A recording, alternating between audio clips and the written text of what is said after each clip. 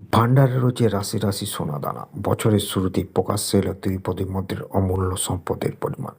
হুন্ডি খুলতেই জানা গেল সোনা রূপা সহ নগদ অর্থের মোট পরিমাণ। দেবতাকে উৎসর্গ করা সেই বিপুল পরিমাণ সম্পদ চোখ কপালে তুলেছে সকলেই। দান বাবদ কত টাকা জমা হয়েছে তিরুপতি মন্দিরের হুন্ডিতে? জানা গেছে 2024 সালের শেষে তিরুপতি মন্দিরের হুন্ডিতে দেবতাকে উৎসর্গ করে জমা পড়েছে মোট 1,365 কোটি টাকার অনুদান। হুন্ডি খুলতে এই হিসাব জানা গিয়েছে। কি এই হুন্ডি? ডোনেশন দিতে ইচ্ছুক ভক্তদের জন্য এই ব্যবস্থা থাকে। মন্দির প্রাঙ্গণে নির্দিষ্ট পাত্রে টাকা দেন তারা। তিরুমালা তিরুপতি দেবস্থানের পক্ষ থেকে জানানো হয়েছে, 2024 সালে তিরুপতি মন্দির মোট 2,55,00,000 ভক্ত দর্শন করেছেন। অনুদানের নগদ এবং সোনাদানা বাবদ জমা পড়েছে 1,365 কোটি টাকা।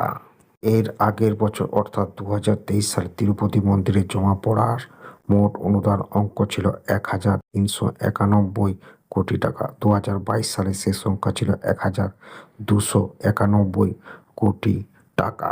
প্রতিদিনই তিরুপতি মন্দিরের হুন্ডিতে জমা পড়ে হাজার হাজার টাকা সোনাদানা।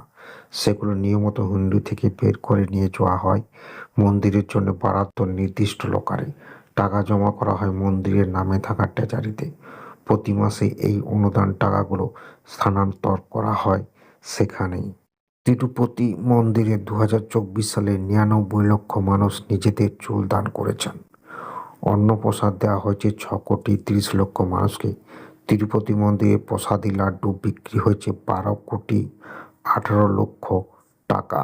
তবে আয়ের পাশাপাশি ব্যয় হয়েছে তিরুপতি মন্দিরে 1,737 কোটি টাকা মানব সম্পদে, অর্থাৎ মন্দির পুরোহিত ও কর্মীদের বেতন ও ভাতা বাবদ দেওয়া হয়েছে। 2024 সালে 350 কোটি টাকা প্রযুক্তিগত নানা কাজের জন্য ব্যয় করা হয়েছে।